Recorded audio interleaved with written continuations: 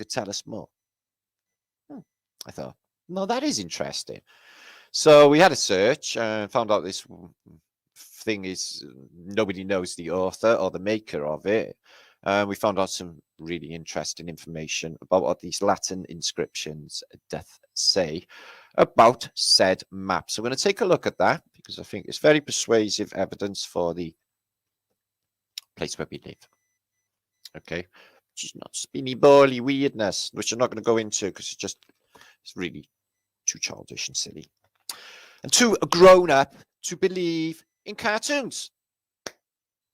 Plus, my senses and my intuition and my common sense show me the sun and the moon doing their thing and passing over this flat plane every single day. Except when it's cloudy. Anyway, let's get stuck in the juice. Make sure to share this out, guys. Please, please, pretty please, and get a nice big crowd over to enjoy the fun, okay, and the juiceage and more. So, foolscap map. If you're not aware of the foolscap map, it is a Brian blow, and you get a tidy little Artirius map inside with a northern continent, I guess, and this big, massive subcontinenty thing, which comes all the way up to the Tropic of Capricorn, which is really weird. So it would be boiling hot, and all of these Latin inscriptions, maybe a clue with the whole jester theme itself. Remember, in the king's court, the jester was the most intelligent person in the court. There's also two opposing Tauruses, donkeys, the bells. And what's on this little scepter thing here exactly? So we'll find out all about that. There have somebody out there that has actually done the deciphering for us. So we're going to take a little look at that. And look at the Phoenician coding, the lock-in mechanism. I really have felt since the very beginning with this lock-in mechanism, there was something to do with the device or the mechanism of this place where we live. Like if, you know, the stage comes to an end, stage show, and then there's this big mechanical movement, and then on with the next reset, etc. Obviously, everything gets devastated in the meantime, because that's the nature of reset, as you've seen from the evidence, which I will show you more of later, in the form of mud flood evidence of the Holy Land. So we found that it was more discs of information, and there's a slightly different version of the foolscap map that is being posted on Google. And use that lock-in mechanism. And it gives you like Democritus and Hipparchus and these different sources of the antique world, which is always the same. So flat Earth and the foolscap map of the world. Let's find out some clues all about it, shall we? Now, so we had a little dig in. We found out a wood. Basically, these were just woodcuts, which is fascinating. And they're woodcuts from apparently 1400s. They don't know the author of said foolscap map. So let's have a little gander at this amazing thing. And let's find out some information all about it. So I'll just bring up a slide. So when we talk about it, basically, we can check it out on this little slide here. If I can just bring it up a little bit for you. Maybe that'll be okay. So there it is. And the Fool's Head World Map, based on an Artirius third typus orbis terranium, which sort of spells out like, I guess, terranium sort of idea, which suggests a publication date after 1587, published by an unknown maker. Okay, that's interesting in itself. And it shows the fool's or jester's cap with the world map where its face should be. In this conceit, it's based on an earlier woodcut map by Jean Gaumont, which we've looked into, and he gives us some very good clues. Now, the text is in Latin and the panels on the left. So we've seen that when I just showed you with Democritus, so you see how this goes. So Democritus and Heraclitus and Epicathonis. Okay, so what did they Latin translations say. Okay, Democritus of Aberdeen laughed at it, the world, because it's some sort of joke, like a joker. So Heraclitus, oh, look at that word. Heraclitus of Euphrasis wept over it, excuse me. And Epponectus and Cosmopolites portrayed it above cap, so above here. It says, know thyself, from the Greek dictum of the Gnostics, reputedly inscribed in the temple of Apollo at Delphi. So there's your Phoenician connection there.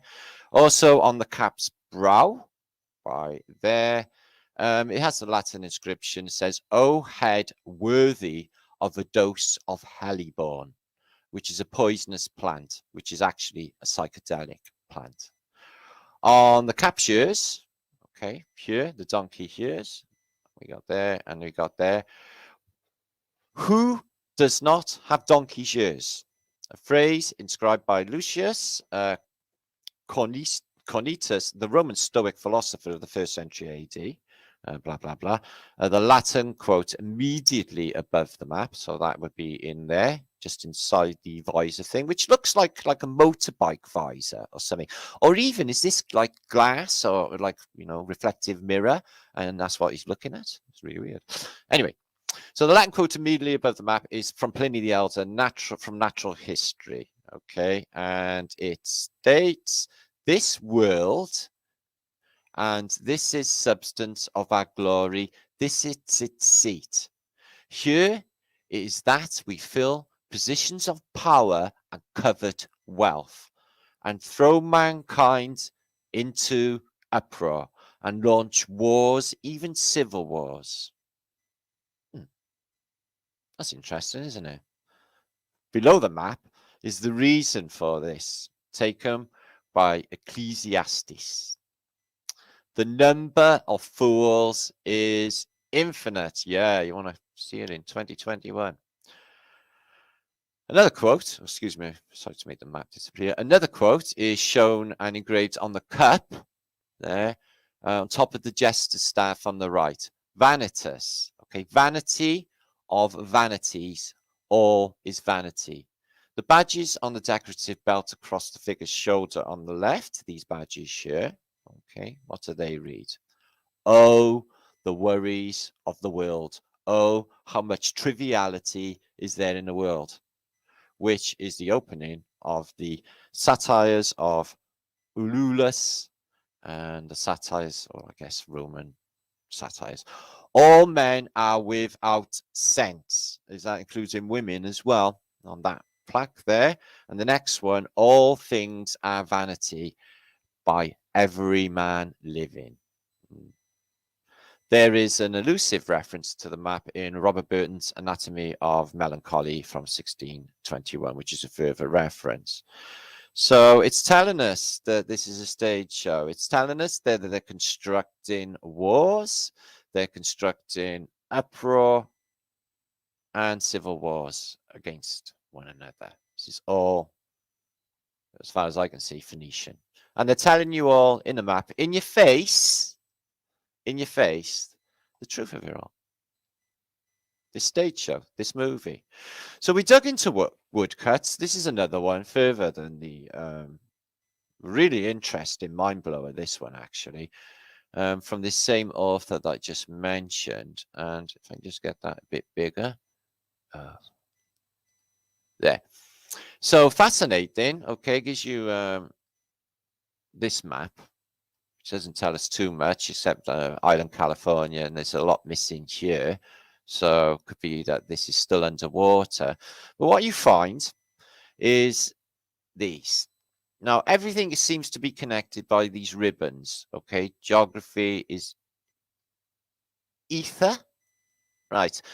So look what they say on these things, and it's a framework. It is a framework. Universal, which is where countryed the superficialities of the globe of Earth. Discovered of which The diffusion is in the, whatever that is, isles, continents, new, old, arms of the sea. The limits are connected to rivers, mountains, accessibility, which some are. What's that mean? Accessible, of which some are. Accessible and very dangerous as. And more commodious as. Ports. I don't mean portal there. And this one, less commerce to havens and whatever gulfs is. Gulfs, right, okay.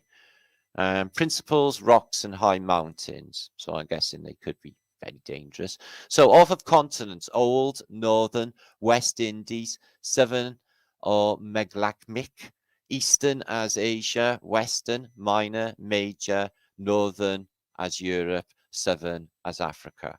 So this is the dissection of the world, is what this is. So related to special, flowing, just like the water, little as, fountainless rivets or rivers, the manner to know the latitude of by the elevation, longitude by the motion of the stars, and astrolabe, good. Madeira of the sun and of the pole, so that's interesting. The next one is topography, underwater, great as, flood, torrents, which is connected to, it's a very big watery theme to this, but everything is water, so that makes sense. Standing, sweet and fresh, naturally in low places, artificially as, so that's cisterns, wells and pools, and the land or Mediterraneans. That's interesting. External or ocean. What does that mean? So it's not the ocean. What do they mean external? Salt as the sea, the land or Mediterranean, external or ocean. Food for thought on that one. So what does it say on the outside of this thing anyway?